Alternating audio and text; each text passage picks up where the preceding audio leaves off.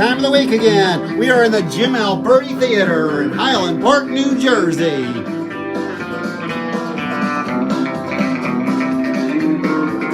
Here's our cast. Lots of Americana for you.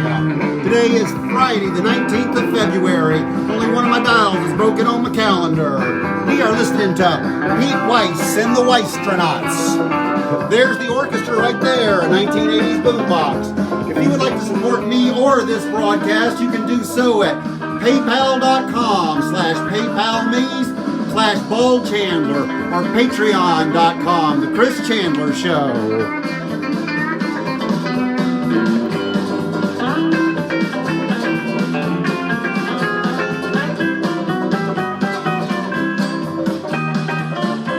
Welcome. How y'all doing? How about that climate change, huh? Storm's just getting here to New Jersey. It's been up in Pittsburgh though. That's where Kimberly is. Kimberly couldn't be with us today, so I got to run my own tech. Everybody say hey to Kimberly. I sure do miss her. I want to send this out to all my friends down in Texas, because you know I'm a southerner. I know that when it gets cold in the south, nobody knows how to drive if there's a light dusting of snow, or let alone something like this. Nobody has a jacket. Nobody knows how to wear it.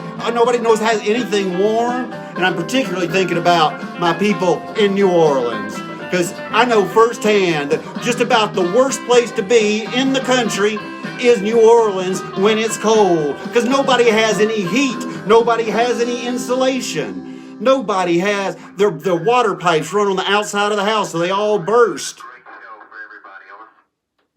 Oh, that was Pete Weiss and the Weistronauts. It's real. When it gets cold in New Orleans, I'm telling you, it is cold. And I've been thinking about Mardi Gras being on Tuesday, and I was alone here. Well, I had the dogs. I had Drifter and Blue. Y'all say hi to Drifter and Blue.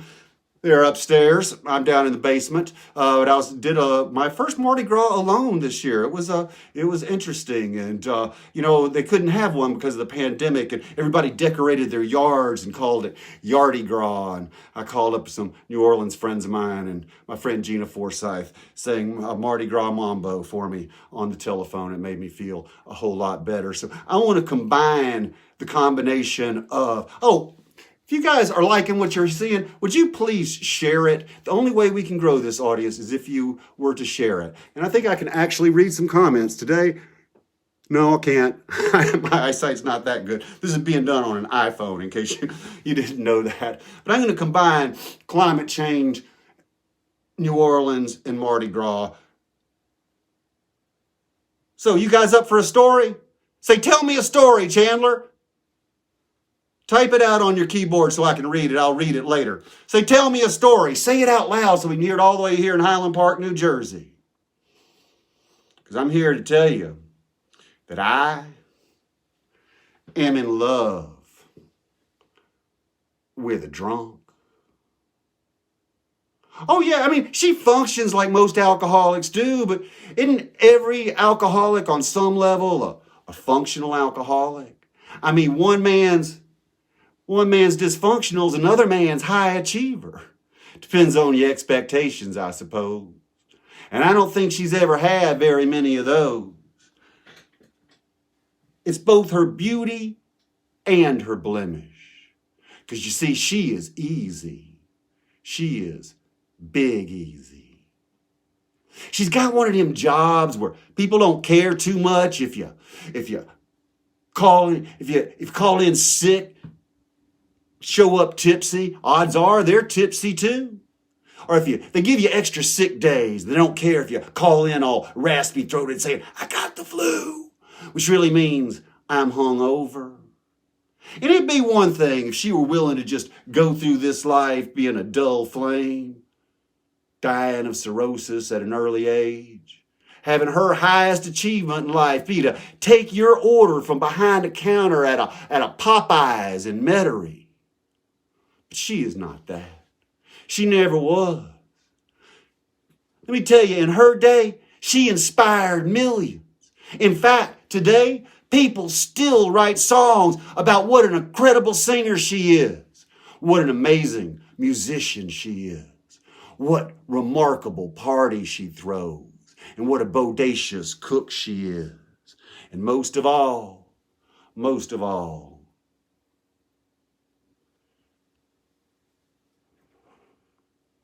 how good she looks at 4 a.m, wearing nothing but voodoo and fall.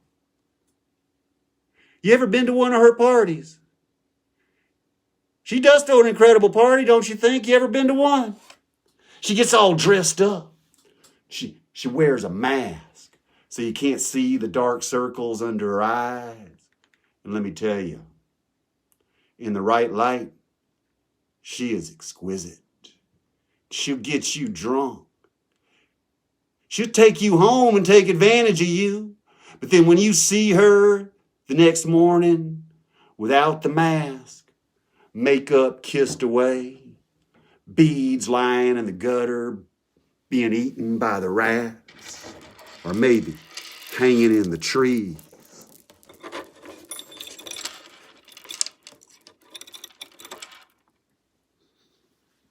She is sad, but still somehow beautiful.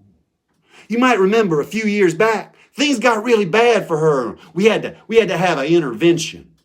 Had to call in the cops. A lot of cops. We had her on suicide watch. And then she was in a coma. And let me tell you, while she was lying there at her most vulnerable, there is no way to soft pedal this. She was raped and then left for dead on the side of the river. And you know what? There are people in this country that said she had it coming. She was asking for it. Oh, sure, some people sent her some money. Some people came from all over the world to sit by her side for a time. But now, ain't nobody ever gonna send her another dime. Not that I blame them. She squandered most of what she was given. And what she didn't squander, she was swindled out of. Because you see, she's always been so given for somebody with such a propensity for trouble. And now, the sweetest lady in the world's done turned mean. She's hard. She carries a gun. She has a habit. And I'm afraid that she has crawled back inside that bottle. And even though the cork has been removed, she ain't coming out. Because she simply has no way to grant your wish. And I'm afraid she's going to be sitting in that bottle for a long time, singing, do you know what it means to miss New Orleans? But still, I am forever in love with a drunk.